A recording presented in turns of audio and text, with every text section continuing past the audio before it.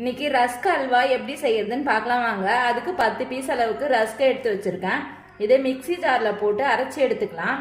அரை கப் அளவுக்கு சர்க்கரை, 200 ml பாலை நான் காய்ச்சி ஆற வச்சு வச்சிருக்கேன். 3 டீஸ்பூன் அளவுக்கு நெய் சேர்த்துக்கலாம். 1/4 டீஸ்பூன் அளவுக்கு ஏலக்காய் தூள், ஒரு 10 முந்திரியை பொடிச்சு வச்சிருக்கேன். இந்த அளவுக்கு நைஸாவே அரைச்சி எடுத்துக்கங்க. இப்போ 1 டீஸ்பூன் அளவுக்கு நெய் விட்டுக்கிறேன். நம்ம வீட்டில் ரஸ்க் இருந்தால் போதும், 5 நிமிஷத்தில் இந்த அல்வாவை செஞ்சு முடிச்சிடலாம். இந்த அளவுக்கு வறுபட்டதை ஒரு பாத்திரத்துக்கு எடுத்துக்கிறேன். மீதி இருக்க நெய்யில் ரஸ்க் தூளை போட்டு வறுத்துக்கலாம்.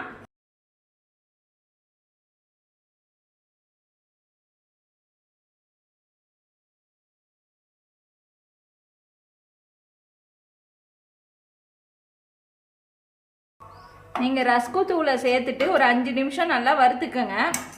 இப்போ கொஞ்சம் கொஞ்சமாக பால் சேர்த்து கலந்துக்கலாம். கேஸ்லேருந்து இறக்கி வச்சுட்டு பால் சேர்த்து நல்லா கலந்துக்குங்க.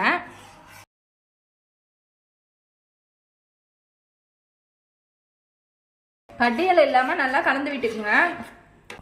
ஏலக்காய் தூள் சேர்த்துக்கலாம், சர்க்கரை சேர்த்துக்கலாம்.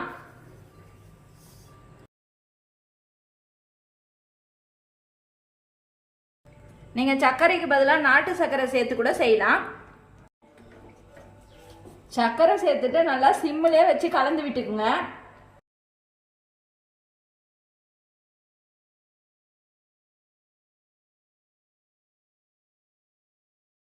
கலர்னிங்கனாவே இந்த அளவுக்கு திக்கான பதம் வரும்.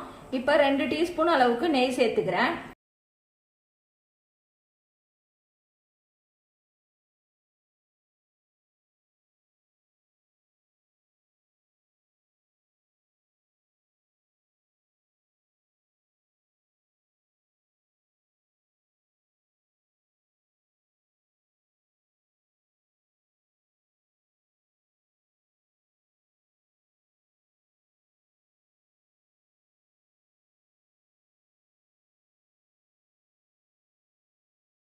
இந்த அளவுக்கு திரண்டு வரும்போது முந்திரி சேர்த்துக்கலாம்.